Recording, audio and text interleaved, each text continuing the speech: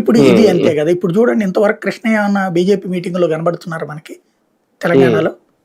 కనబడరు. కిషన్ రెడ్డి వీళ్ళందరూ కనబడుతున్నారు కదా అక్కడ. ఇప్పుడు తెలంగాణ రాజ్యసభ సభ్యుడే కదా బీజేపీకి. ఆయన సభలుగానే ఉన్న బీజేపీ పెట్టడం చూసామా మనం? బీజేపీ సభల్లో కనబడుతున్నారు ఆయన?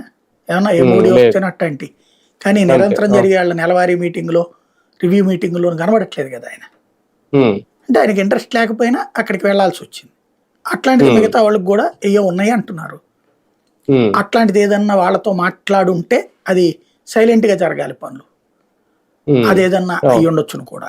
కానీ రాజ్యసభలో ఇప్పట్లో ఏమీ ఖాళీ అవ్వవంట కదా సార్, ఇంకా టైం ఉందంట కదా. నేను అనేది ఇప్పుడున్న వాళ్ళు రాజీనామా చేస్తే ఖాళీ అవుతుంది కదా. రాజీనామా చేస్తే వాళ్ళే కదా. అంటే టైం అయ్యే ఖాళీ అది లేదు. 26 మళ్ళీ 26 వరకు లేవంట. 26లో 3 వస్తాయి అనమాట. 3 తెలుగుదేశం వాళ్ళకి, తెలుగుదేశం, జనసేన, బీజేపీనా, లేకపోతే మొత్తం 3 తెలుగుదేశమే తీసుకుంటుంది అనేది అప్పుడు చూడాలి. సార్ వాస్తవానికి ఆంధ్రప్రదేశ్ కూటమిలో ఉన్న 3 పార్టీల్లో కేంద్ర పెద్దలతో ఎక్కువగా అంటే ముందు నుంచి పొత్తుతో ఉన్నారు కాబట్టి పవన్ కళ్యాణ్ గారికి ఎక్కువగా ఇంపార్టెన్స్ ఉంటది కేంద్ర పెద్దల దగ్గర అనేది.